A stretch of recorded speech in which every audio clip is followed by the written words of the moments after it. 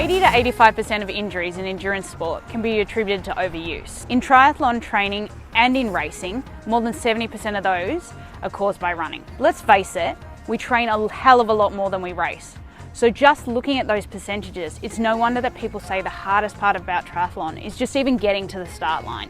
Let's have a look at the numbers.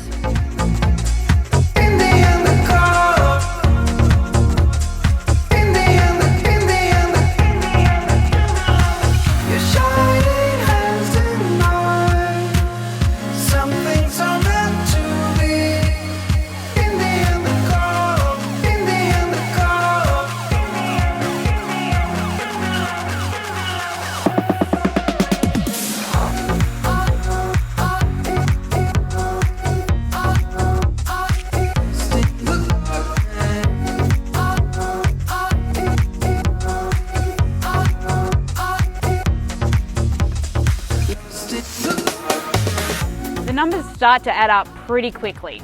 And even if you had perfect biomechanics, that's a lot of loading on the body.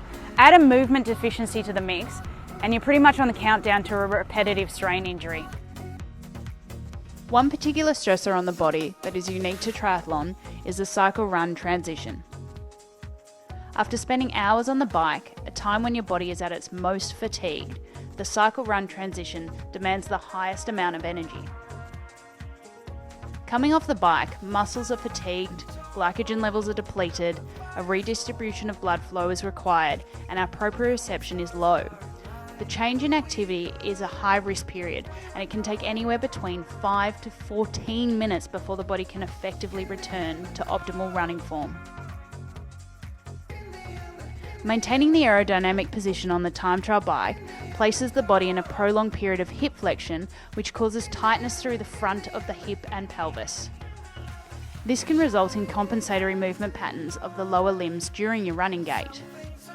Two of the obvious issues are an increase in anterior pelvic tilt and a decrease in hip extension, both of which are frequently linked with running-related injuries. Not only does this shut off the optimal function of your glutes, but it leads to compromised shock absorption, which is a recipe for disaster for your lower back, hips, knees, and ankles. When I talk about anterior pelvic tilt, imagine your pelvis like a bowl of water. Your hip bones at the front are the top of the bowl, and when I anteriorly rotate the bowl, all the water comes flooding out. We never want to be spilling water out the front or the back. We want to keep it upright and stable. And this is what we mean when we say maintaining neutral pelvis.